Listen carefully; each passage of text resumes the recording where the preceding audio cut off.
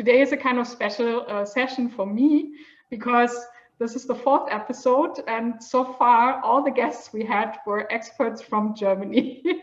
And we talked a lot about recruitment, how to apply for jobs, how to get all the visa stuff done. And I think it's really about time to learn more about the expat experience, because the German experience is one thing, right? But I mean, I've never moved to Germany because I was born and raised here.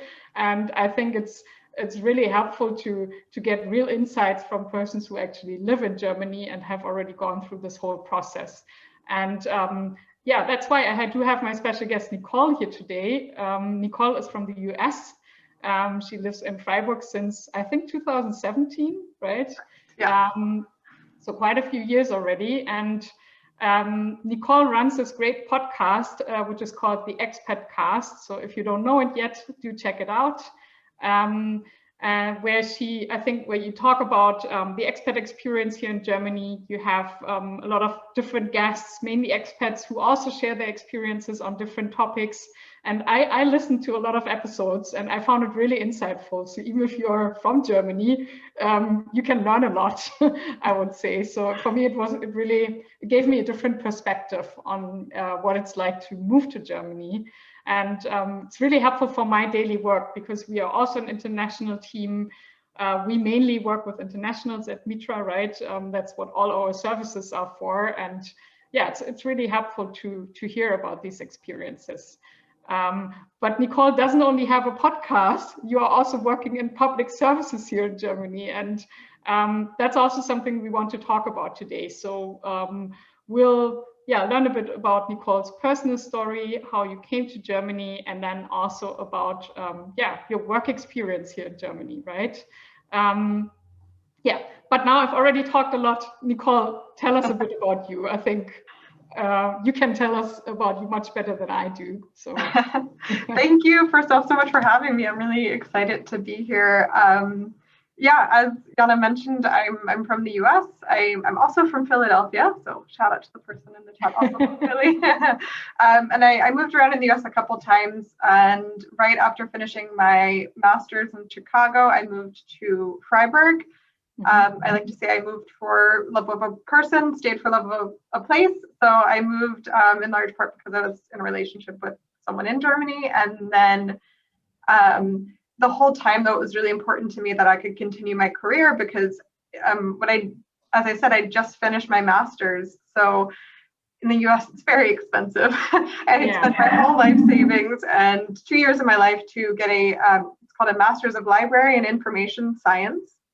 And I did that because in the US, you basically have to have a master's to work in libraries, unless you just want to put the books back on the shelf. Anything beyond that, if you're in a school, a university library, these people have masters. So I begrudgingly did that. And then when I decided I wanted to actually take this chance to move to Germany, I was really frustrated about the concept of my career there, because librarianship is a really public-facing career. It's a lot about communication.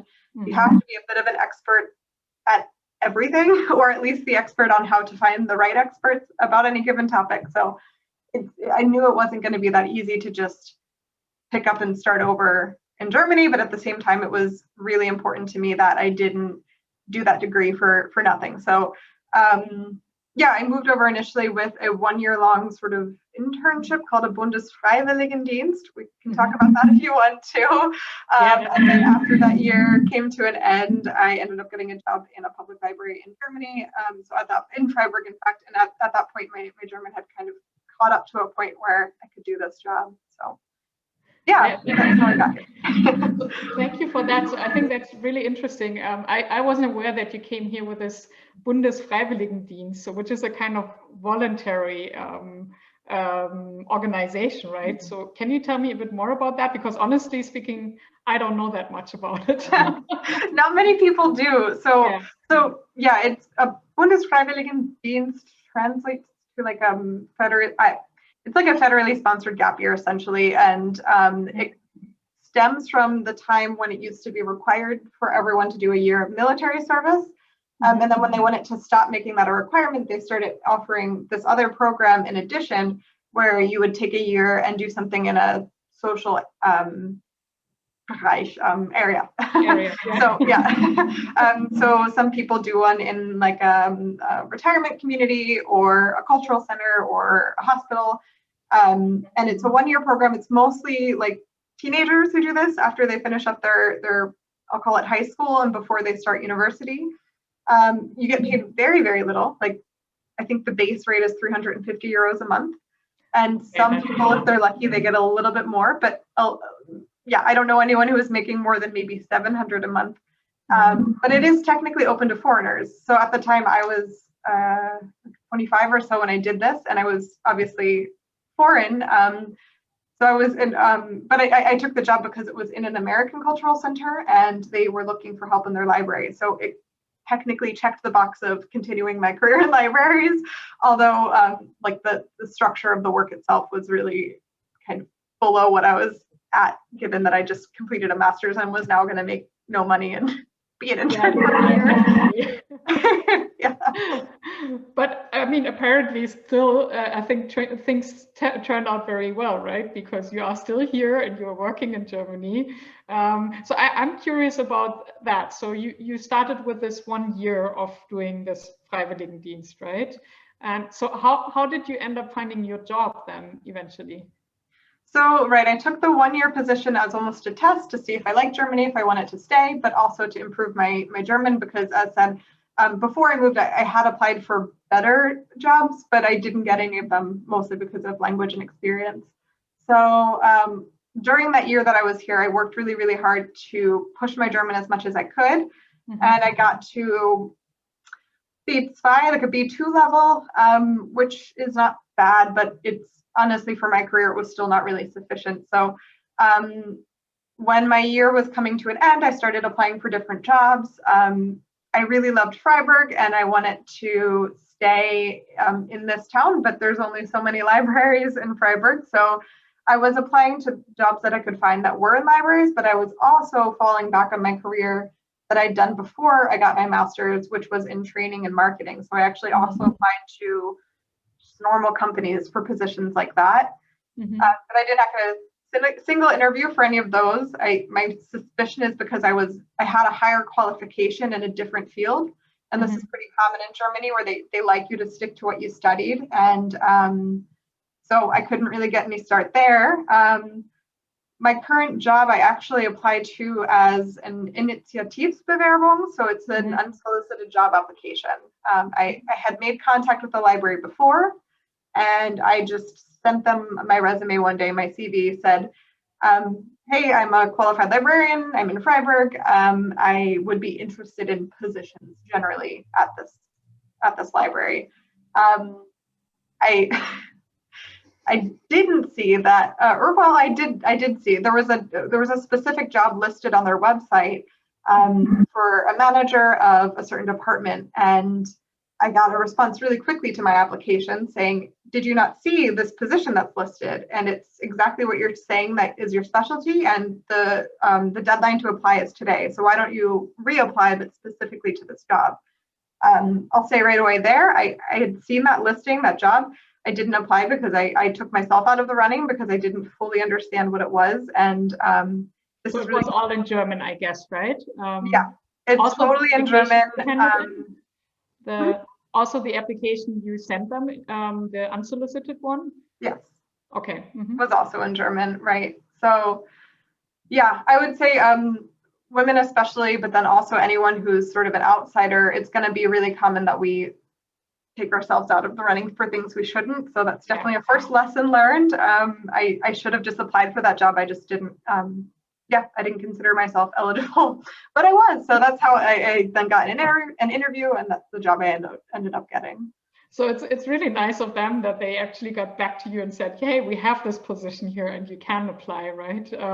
Because this is something I do see quite often, that there are all these job ads which say, you need fluent English and fluent German, and then people don't apply for it because they think, I don't speak fluent German, right? But then often when I talk to recruiters or companies, I think they are often more flexible than people think, or more open to hiring someone who doesn't speak fluent German. It's more about the motivation. But yeah, that was luck then, or it's good that you sent them an application. Yeah, cool. Yeah. Maybe one step back. Did you also have to interview for this voluntary job? Were there interviews as well? Like, what was the process? Yeah, there was also an interview, which I did over Skype since I was still based in the US. Okay. And was that also in German?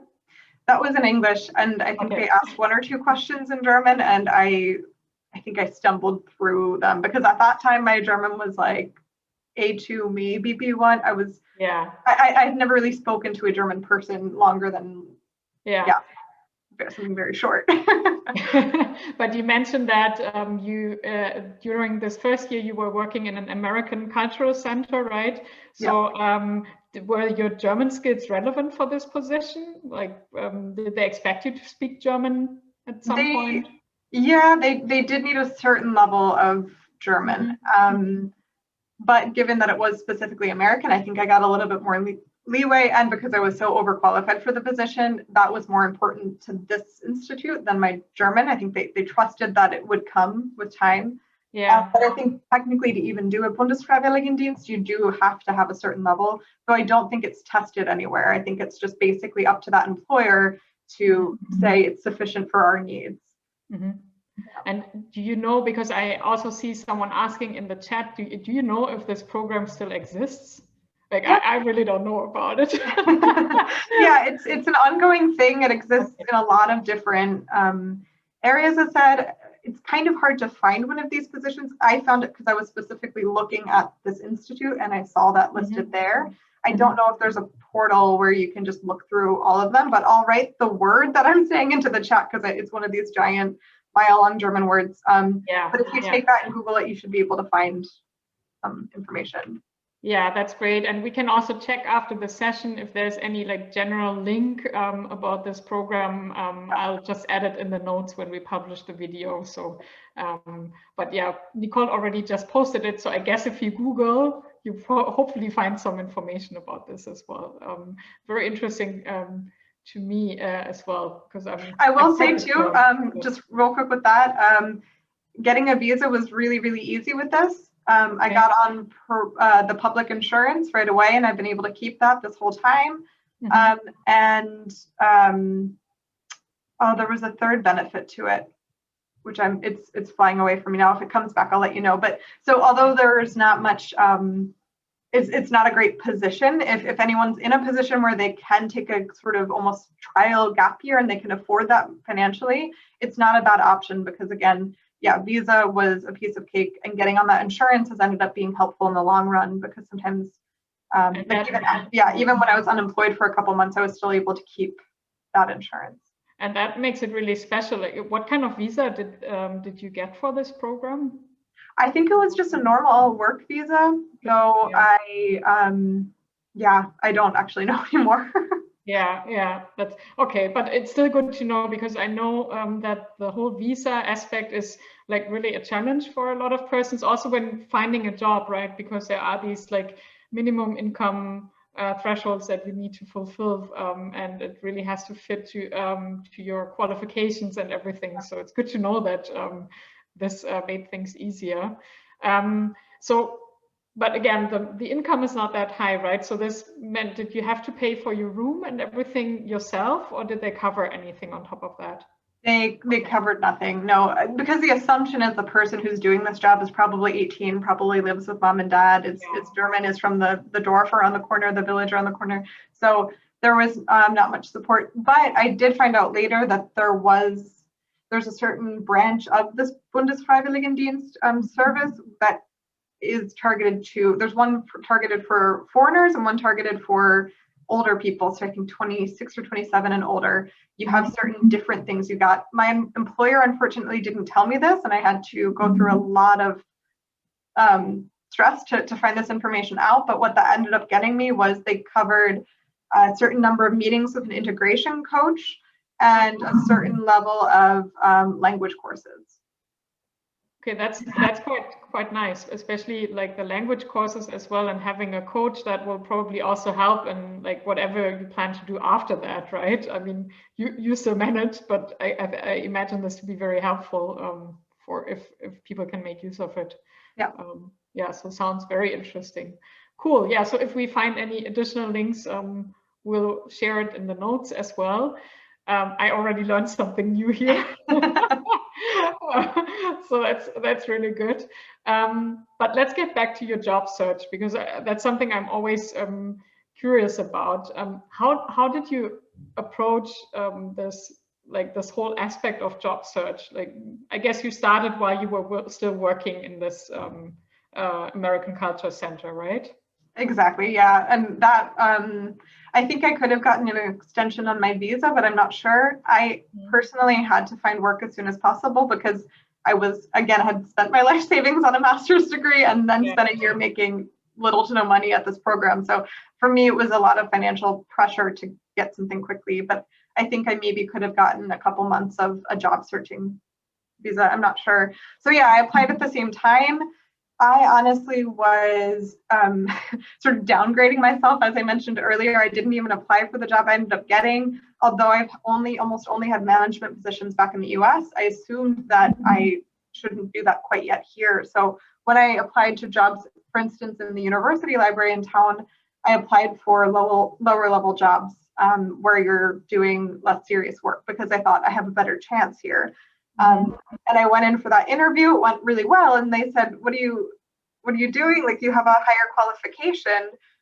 This level of job is beneath you. We have a different position that's more at your level. Why don't you apply for that?" So I applied to that one as well. That interview went similarly, but that ended up being they were concerned about my fluency and in German, and so I didn't get that job. So I will say that was really frustrating at the time, this feeling like I'm willing to work beneath my level just to and work my way up. That's fine by me, but the employers weren't able to give me that opportunity because they saw it differently.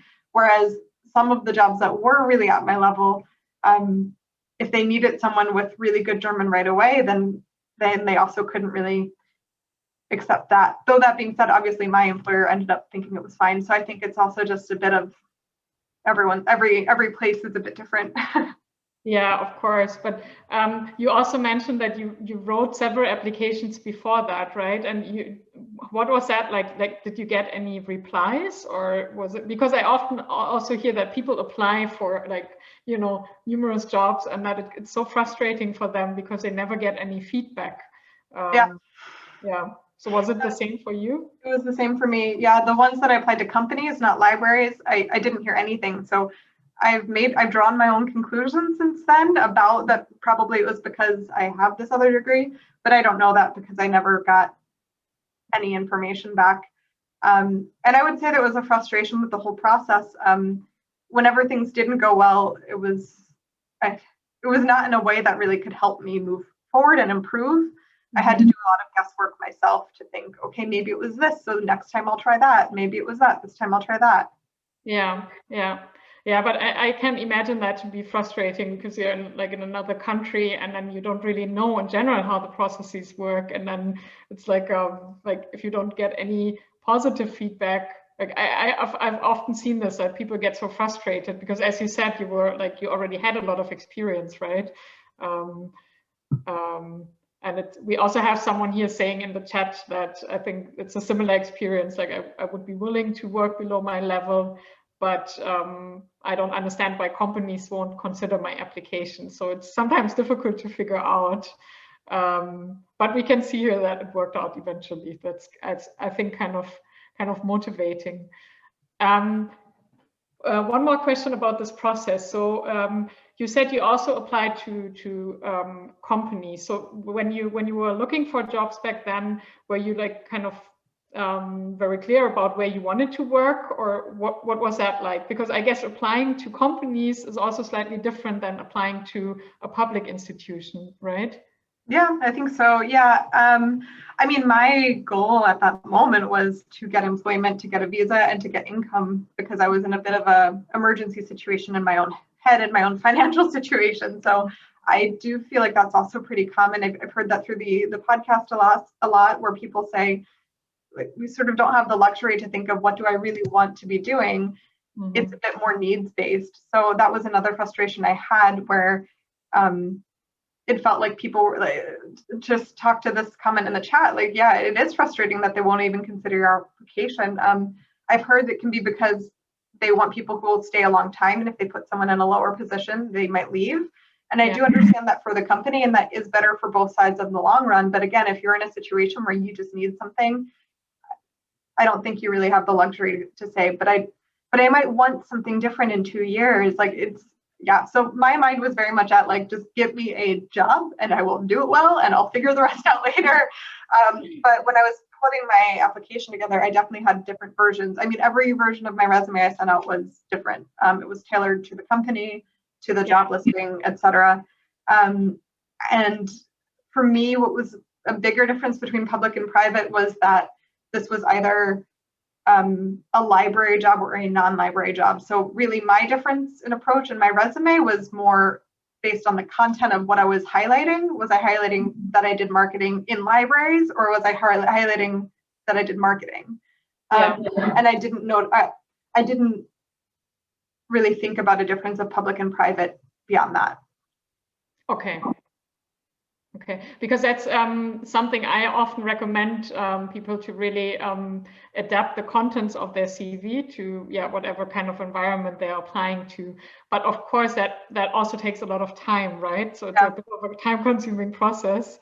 And here I'm curious, like, would you say the whole way of applying for jobs is very different as compared to the US? I mean, I think the Lebenslauf, like your CV, it's very different than in the US, but I think the actual process of applying is not so different. I think the interview process is quite different, but I don't think, I mean, the process of looking for a job, tailoring your CV and sending it off, I think that's pretty similar. Okay, right. Because that's also a question we do get quite often. So you mentioned the interview process. So what was that like? Was it in German or in English? So all of the ones I did were in German. Yeah, all three. I think in the case of the university library, they had a section they usually do in English to test if that person could, and they skipped that part. But yeah, they were in German. Okay, and what was your German level back then? Like, what kind of, did you have a certificate, or did you, like, I was taking B1 and B2 classes at the time. So I was about on the border there. And what was the experience like? I can imagine that it's a bit challenging to express yourself in a foreign language. And I know German is also not that easy. So yeah. Yeah. How did you manage? It was really stressful. And of course, anyone who's learned a language knows so much of it's psychological. And when you feel under pressure, your language skills immediately just tank. And then you know they're tanking, and then it gets worse. So it was hard to not be in that spiral. But I will say the interviewers were always really nice, and they were always really complimentary that I'm doing this in another language. That's so exciting. I'm doing such a great job. That's so brave. So they definitely did their part to make me feel comfortable, for which I'm really appreciative. That being said, I also definitely made a lot of mistakes, and I do think so previous to moving to Germany, I'd never had a job interview that I didn't get offered the job. And I've had like 15 to 20 jobs, probably 30 plus job offers in my life. I'm good at interviewing. So it was really difficult for me to lose that skill. You know, I had job interviews here that I did not get the job. And I do think a lot of that is just, I just had to accept that it was going to be that way, which was not so easy to accept. But one thing that really helped me is a friend's husband who's German and who also had been job interviewing at the time. He met up with me for a mock interview. He prepared some questions for me, some of which he shared beforehand, some of which he didn't. And he gave me a really good practice round, complete with feedback notes, both about the language, but also about the way I was communicating, and sort of soft language skills that could help get my point across better. So that was really, really helpful. Yeah, I think that sounds like a really good advice to do a kind of mock interview if you don't feel that comfortable with the language. And I have to say, honestly speaking, I think even if like native speakers also do mock interviews to prepare, they're nervous. So I think yeah, that's a very good approach. Um, Victoria is saying that she's a big fan of your podcast and she has a question about networking related to your job search. So, did you do any, let's say, strategic networking while you were looking for a job? Because that's also always a hot topic, I would say. Now, in times of a pandemic, it's of course a bit more challenging, but how did you approach that? Yeah, I'm really glad that she asked this question because I knew some people through my job at the American Cultural Center. My coworkers there knew people. I knew the customers who were also people in Freiburg, but actually the only connection that ended up being really helpful was one that I made on my own, which was one day I like gave myself a pep talk because I was terrified to do this. And I worked up to the idea of doing this for like a good couple of weeks, but I just walked into the library. It's a public library, so I'm allowed. So I just walked in and I told the people at the desk, hey, I'm American. I just moved here. I'm a librarian and I'm just interested in learning more about public libraries in Germany. So is there anyone I could talk to just to ask some questions? And they were really nice. They immediately called upstairs to the person who does the hiring and she had a moment. So they sent me straight up and I ended up sitting with her for about an hour. And wow, that's so nice. She was, I didn't even have questions really. I knew like that I wanted to ask because I was again, so focused on getting my bravery up to just start this process. I wasn't prepared for it to actually go anywhere, but we just had a conversation and it wasn't even about answering my list of questions. It was just about exchanging differences. And she was also interested to hear what was different from my end. So I did that one day. I think in like fall or something, and my job had ended up being in spring. So actually she is the person that replied to my email saying, hey, did you not see this job application? And she is now my boss. So I don't think I can say that there's a direct thread between all of those things. I don't think I have this job because I did that. But although this was a person I had no connection to, and we didn't have a connection in a way that we would have said hi on the street or something, but I had that conversation with her and she had it with me. And so we weren't total strangers. And I do think that helped.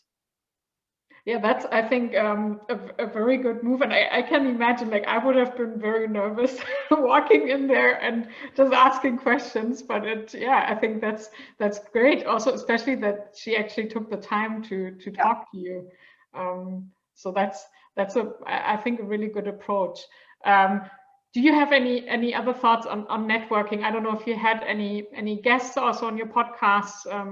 I know you also had this topic of making friends in Germany and everything. It's like, is there any advice you would give or you can give to other persons who are moving to Germany, what they can do to network with people?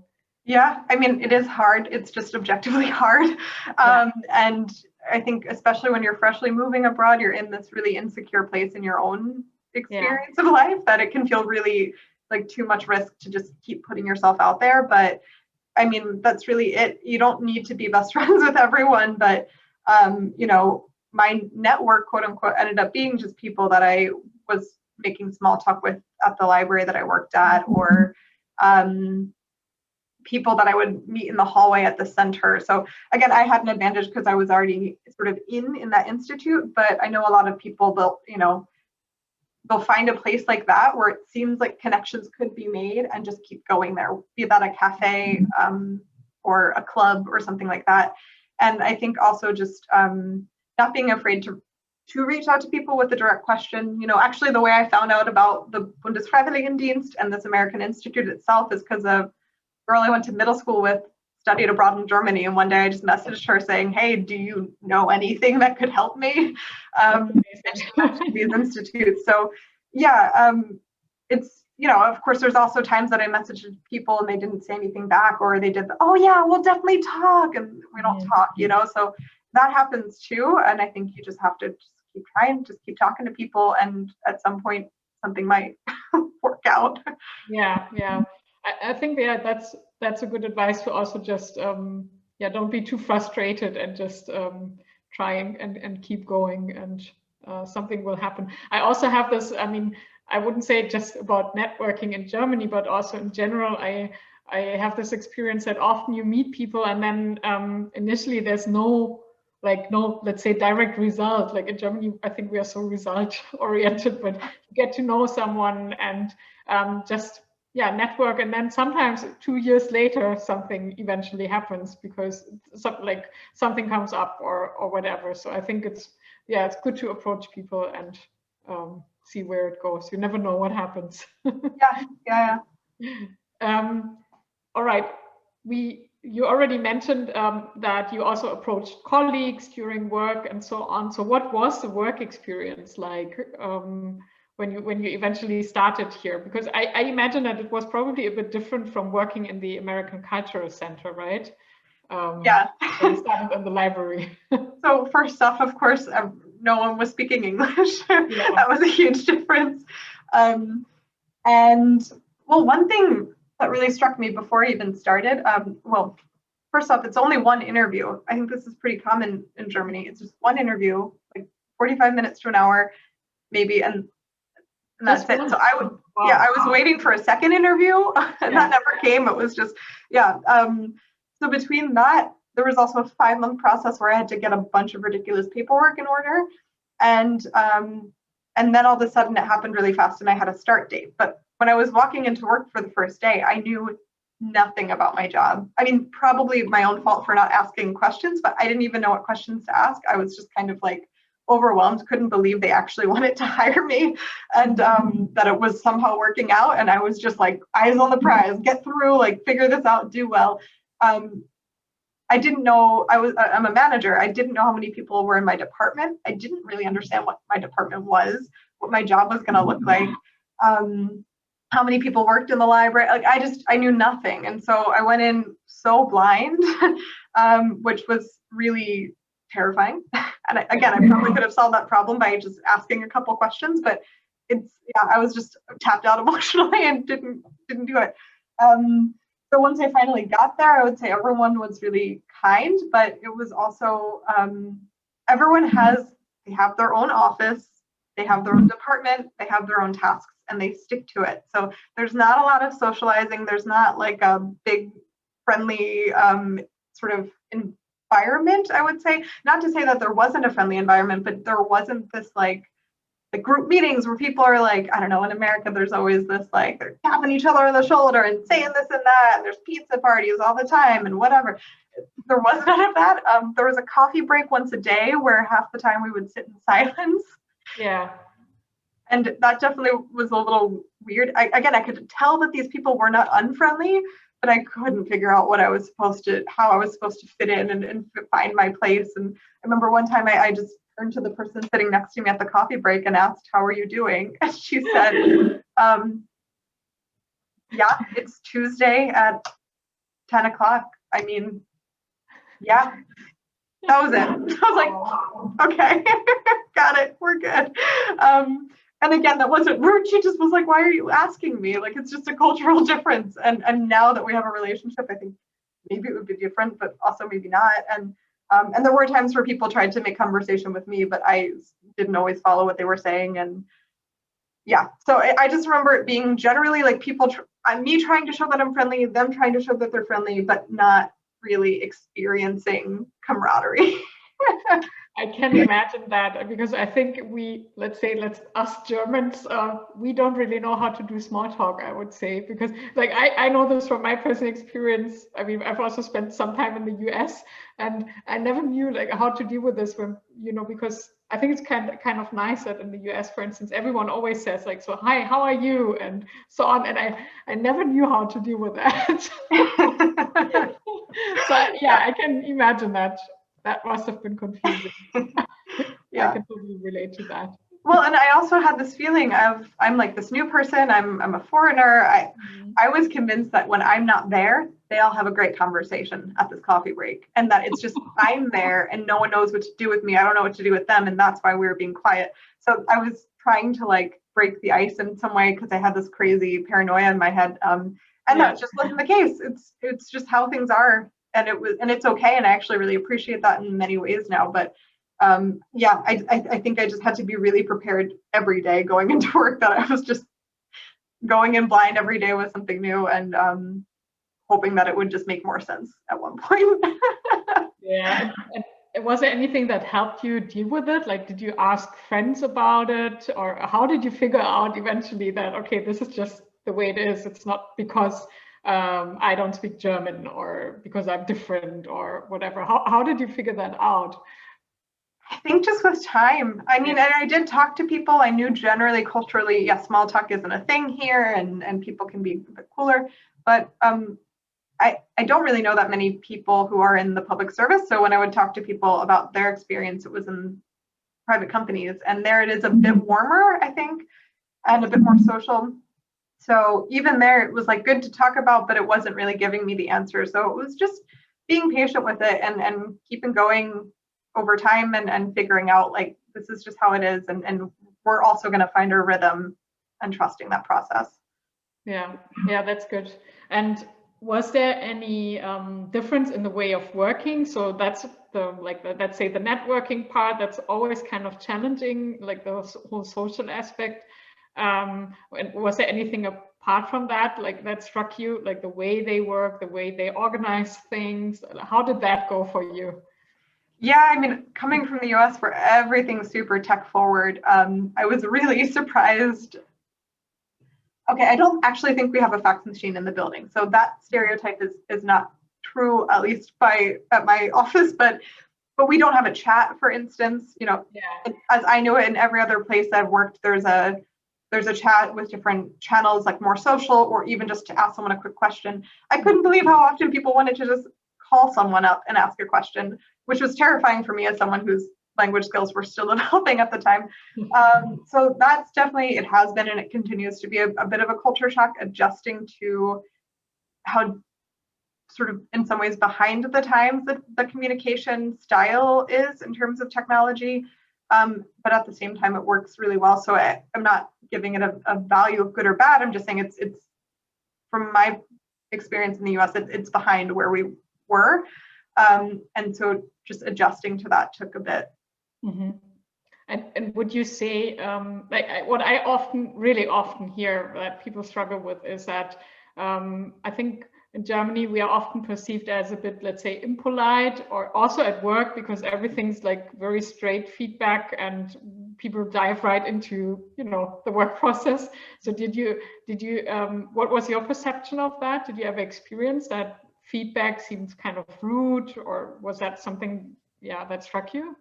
I think that's something that strikes me more over time. I think in the first maybe year of working there, I was more focused again on just like survival. And there's like a 6-month probation where they could fire you within these 6 months. And if they don't, then you're basically golden. You're really hard to get rid of. Mm-hmm. So especially those first 6 months, I just wanted to prove my worth and make it work. So if someone wasn't friendly or was direct, I wasn't thinking if that's good or bad or comfortable or uncomfortable for me. I was thinking, this is how they do it here. I'm going to notice it, and I'm going to do what I can to adjust my behavior and also the way I respond to match that. So I'm someone, as a person, I do a lot of sort of mirroring. I try to do whatever the person across from me is doing. And that's been really helpful in adjusting to life in Germany. And I think that was really important here. If there's no small talk before the meeting, if it's all really direct, if the email just says, hello, this is what I want, goodbye, it didn't even occur to me to take it personally. Well, sometimes it did maybe, but mostly it was just like, okay, this is an email here. So when I write my next email, I need to look at this and make mine similar. So I think, again, now I'm a couple of years into this position. I'm more comfortable and calm with all of that stuff. And now I have the time and the space to think about, like, well, do I like that it's this way? But at first, it's just, all right, how do I make this work? How do I fit in? Like, I think for me, my process has been like, first off, focus on fitting in, and then over time, figure out how I can stand out in ways that are socially appropriate. And it seems like that worked out well, right? Because I guess doing everything at the same time would be too much. Yeah, right. And you need time to build trust with your colleagues and stuff. So if I come in with an idea that's really different to them, maybe because of my background, then now they know me, and they know me as a person, and they understand how I work, and vice versa. I know them, I know how they work. If they don't like my idea, I know why. And so we have this trust and we have this understanding. So that's something you can build off of, but you have to get that foundation first. So, I still did some stuff that was maybe abnormal for them in my first year, but it was more measured. It was more about like fitting into the existing system. I'm trying to figure it out. That's very interesting. I can also see a few comments on our chat. Like someone is saying that I think my office mate and I killed the entire Monday morning catching up on our weekends in Minnesota. So let me tell you, I've also seen this happening in Germany. It really depends on the work environment, I would say. So we definitely have a tendency not to do that much small talk. And I can say, like, I mean, when I moved to a different city within Germany, like I'm originally from Berlin, but I've also spent a few years in Munich. When I decided to move, it was also because of my relationship. And I thought, that would be super easy because it's just a different city in my country. And I realized that even for me, networking was very difficult. So I can only roughly imagine what it's like as an international, because I even struggled with that. And it was really surprising to me. But we do have about almost 15 minutes left, so you're warmly invited to ask questions. I also have a few additional questions, but just if you have a question and you have not asked it yet, feel free to type it in our chat. I already can see a few. So Andre is asking, what's the most reasonable motivation for someone to relocate to Germany? I don't know if we can answer that in general. We already heard why you relocated to Germany. What would you say, like from your podcast? And we have not talked about your podcast yet. We'll do that in a minute. What are other reasons apart from love and a relationship that you often hear on your podcast? Yeah, so there's three main categories. I would say there's the love expats, then there's the career expats, so people who moved for a job, and then there's students, people who moved to study and they're either staying or even just during this time while they're studying. But I do know people who just said, hey, the quality of life is better, and I'm specifically choosing this country because of what it is, and they have a different way to find their way into this world and the system. So I really think people just need to ask that question for themselves, like, what is my motivation, and go from there. But I do think it's helpful to know going into it, because it's going to be really hard, and even once you have the job, it doesn't solve all the problems. It's a process. So you need to be clear about what your motivation is, and that way you can check in with yourself if this is working out for you or not. And one more question about that. Were you ever asked about this in an interview, like why you came to Germany or why you would want to stay in Germany? Is that a question you've ever been asked? I don't know that I was in the interviews. I think they really stuck to their certain questions. Yeah. I don't think it was relevant, which is actually something I really love and appreciate. These things are it's just to the point. Yeah. Well, I was just wondering about it because I think sometimes it happens that maybe particularly with applicants who are still abroad and want to move to Germany, and then maybe this is part of the application process. So Susan is also saying that she was asked, why are you here, in an interview. So apparently I think it happens sometimes. I think what's really common is that companies ask, so why do you want to work for us specifically, and maybe not about Germany in general, but I think they really love to hear that, this is the one company or whatever that you've always been dreaming of. I think that's what they often look out for. But good to know. Let's talk about your podcast, because we didn't really talk about that yet. We just mentioned it a few times. When did you start your podcast? I think I started working on it only a couple months after I moved. I started putting it out about a year into living in Germany. And yeah, tell me about it. What exactly is it about? I mean, I've listened to it a lot, but maybe there are a few persons here who don't know about it yet. So yeah. So I mean, the motivation behind it started at that American Cultural Center. I was having a really hard first year, and I had all of this help. I had the people that I was meeting and networking with, and I had, Freiburg's it's not a huge city, but it has enough in the way of international infrastructure that I felt like I had a lot of resources and a lot of support. But I'd almost moved to a different area where there's only villages, there's like no international people, and I just kept thinking, like, I'm having such a hard time with all this help. How would I have done any of this without it? So I wanted to make the podcast to create that help and that support for people who might not have it, regardless of where they live. Even if you're in a big city, sometimes it can be hard to find like networks and friendship and stuff like that. So that's where it started. And then I've been at it for almost 3 years now. And I think it's evolved to really focus on, sometimes I do resource-driven episodes, but the listenership is beyond just Germany. So I like to focus on questions that I like to ask people what was the worst, most challenging part of your experience. And then we just talk about that, because I think that's way more interesting. I think when you're actually in the process of living abroad and going through these struggles, these are the things that you might not feel comfortable talking with a new friend about, but you can't really talk with your friends from back home about it because they don't really get it. They're not going through it. So I try to provide those kinds of conversations where people can just listen in and know they're not alone, and hear about all the different struggles we all have.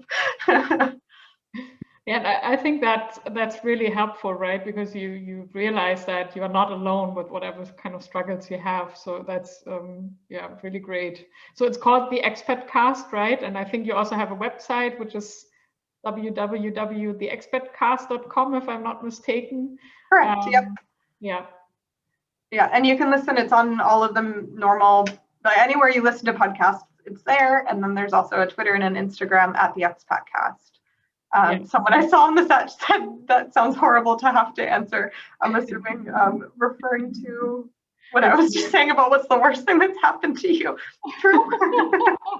Yeah, that's kind of the point for me. But like, it doesn't, that's not everyone wants to. And also we cover lighter topics too. But I just, that's where my resting heart is. Like, that's what I want to talk about all the time. It's super interesting to learn about it, I would say, because I think it's really, really helpful.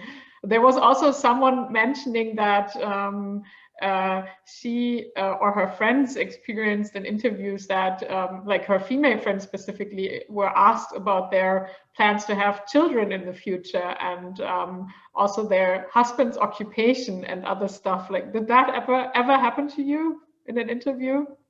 No, but again, I think because I'm in the private sector, I think they're more strictly, like, they kind of have to stick to the laws even more strictly than a private company might. But yeah, I mean, I just pulled up my CV before we started this to see what I said back then.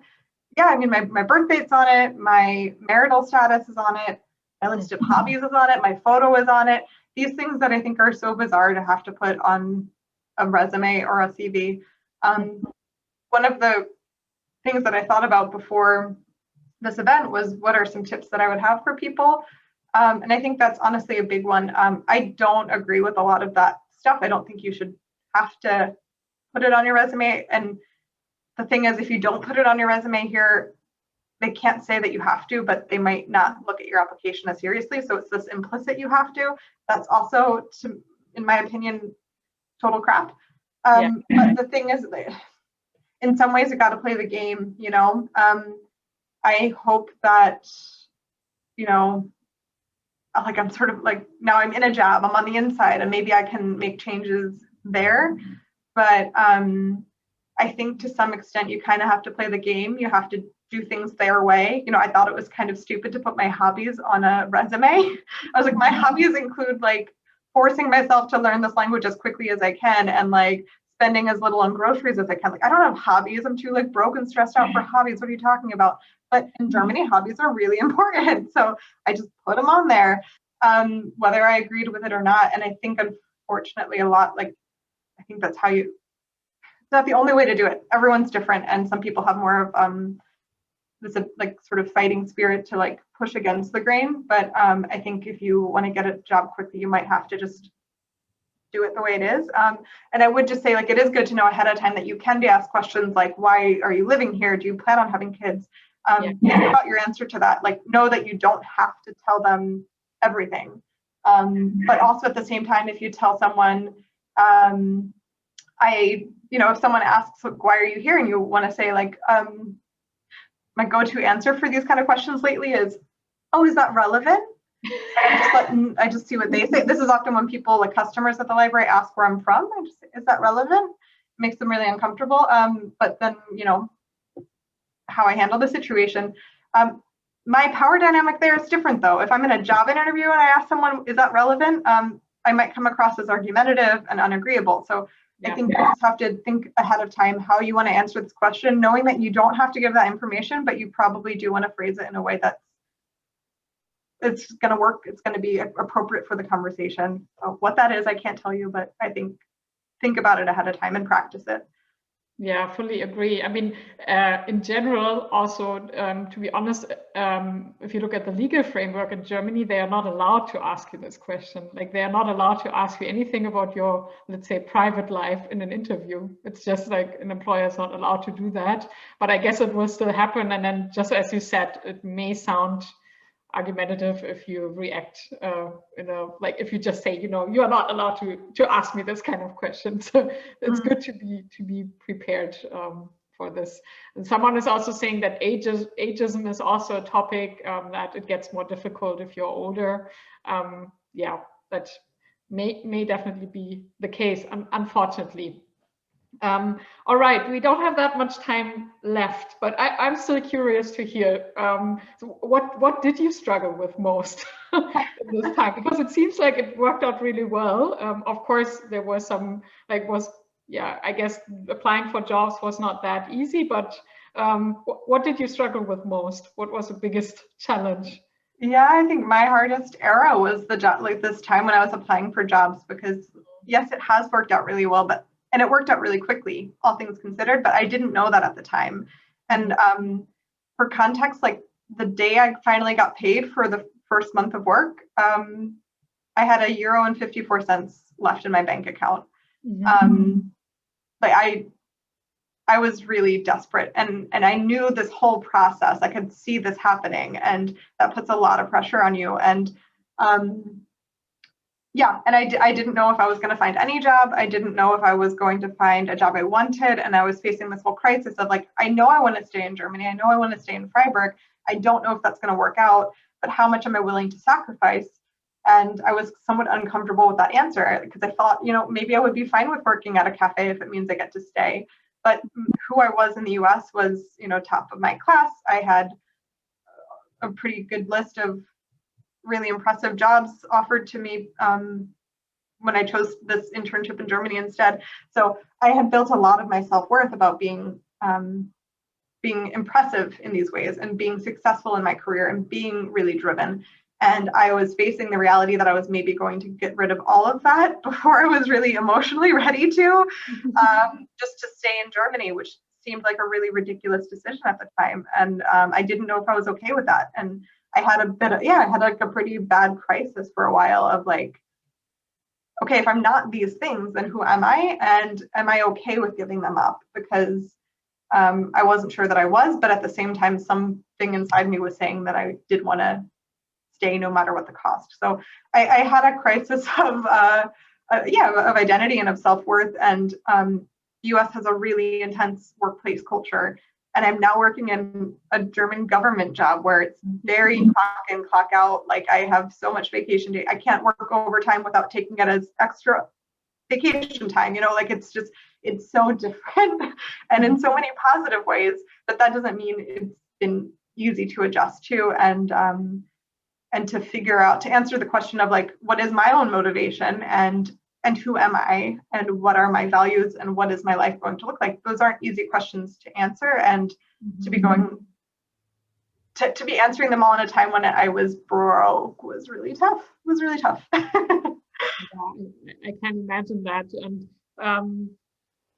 is there anything, like, based on your experience, that you would recommend other persons in this situation? Because I'm sure that this is something a lot of people go through when they move here, or also when they move abroad in general, maybe even to other countries. I'm pretty sure that this is something people often go through. Yeah, it is. I can definitely say that from doing this podcast. You know, it's interview based. I'm talking to different people every week, and especially for the person who is not moving for their job or who is leaving a lot behind, it's really hard to figure out who you are. Your whole sense of self is shaken. So in terms of what's helped me, I mean, career-wise, I think learning German is the #1 top thing. Your job options are always going to be limited as long as you're not fluent in German. It just is what it is, even if you're in Berlin or any of the other big cities. So to me, that's #1. Other tips are, well, logistically speaking, be prepared for a lot of ridiculous paperwork, and there's a lot of preparation that you can do even before a move on that front. But in terms of once you're in it, what you can do, I would say stay curious. Again, my networking was just curiosity. It was just asking questions, not with a goal, just to learn. And then stay flexible, but also know what your limit is. And I think, yeah, that's a very, very good advice, to stay curious and also kind of flexible. I know the whole paperwork stuff can be very annoying. I think that's a very very good approach. So thank you, Nicole, for answering all my questions today. And again, I think I would love to recommend your podcast to everyone who doesn't know it yet. As you said, I think people can find it online on all the popular platforms. It's called the Expat Cast. And do also visit our Mitra website. Nicole also posted it here, theexpatcast.com. Our Mitra website, you can also see it here on our screen. It has a lot of interesting articles about life in Germany and job search, and also an English job board. But as we heard today, you can also apply to jobs that are posted in German if you do have some German skills. And I think that's a very, very good advice. So thanks a lot, Nicole, for joining me today. And also thank you for everyone else who stayed with us today. Thank you for your questions and your comments, for sharing your experiences here. I'll be uploading this video within the next days. So if you want to listen to it again, just check out our YouTube channel, and also take a look at the other Career Talks episodes that we have online. So with that, thanks a lot to all of you. And yeah, have a nice rest of the day, evening, whatever, depending on where you are. Yeah, thank you. Thank you, Jana, and thank you, everyone. Thanks a lot.